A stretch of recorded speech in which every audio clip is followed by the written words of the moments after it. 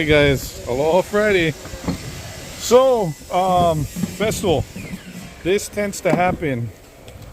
These holes get blown out after a while because again of just how much movement there is. And the only thing holding those down are these little nuts. They get tightened with a quarter.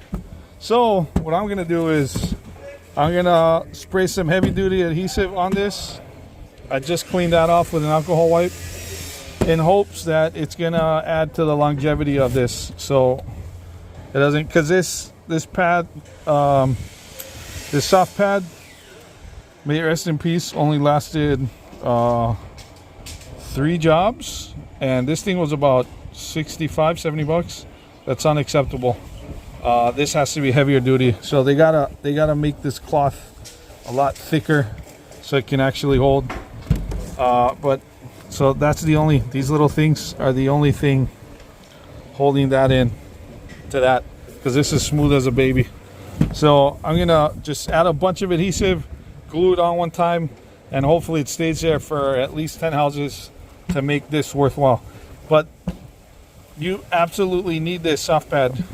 If not, this is way too aggressive for the fine finish. With this job today, I'm here with the guys. We're gonna start some skimming. I'll shoot some videos on that. I got one of the guys doing that.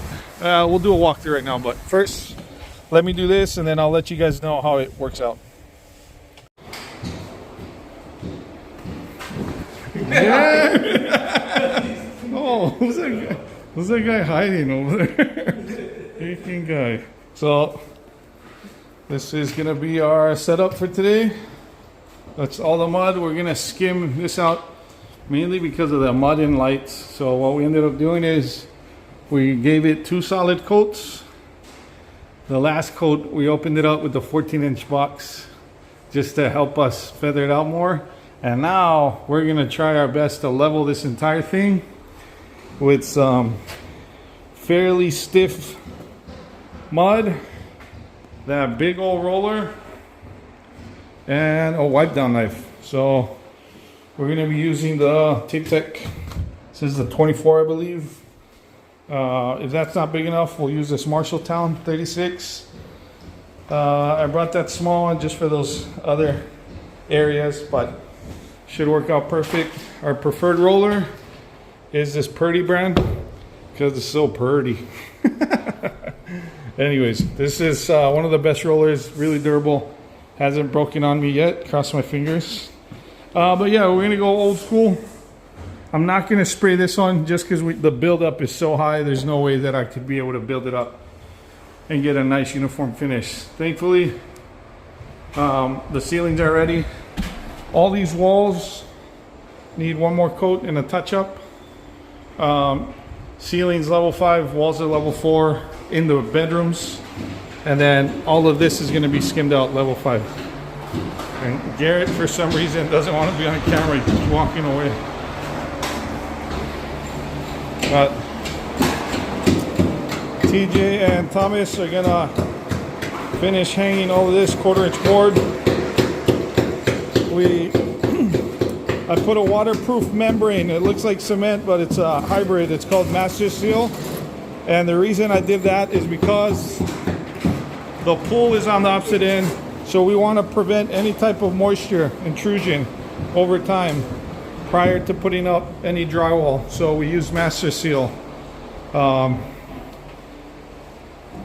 Yeah, because the pool, I mean, it's kind of far away, but there was some light moisture in the existing. It used to be wallpaper. But anyways, this is that. We're getting a little bit closer, a little bit more done. This high area, no coats in. This is gonna have a custom lighting, so this was tricky. It took them a while to install, but it's a mud in light, and on the top part that we masked off, the light's gonna shine. So the work needs to be good in order for it not to be looking all crazy. But yeah, we got all of this. We got this part still. We're gonna try to turn over that so we can move all of their junk into one area. But this is what that mud in feature looks like. So we have to treat it as a joint and just bury everything with mud. But yeah, we still got a bit of work up here and then some more work downstairs. We're getting there little by little.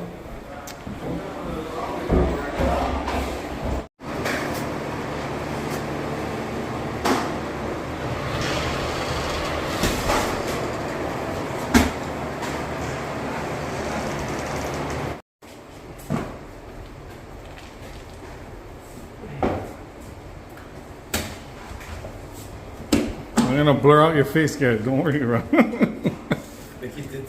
No one's gonna know it's you. I'm gonna put not Garrett in like arrows.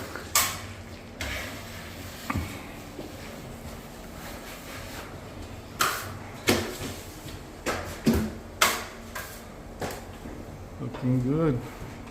Oh yeah, it's filling up nicely, man.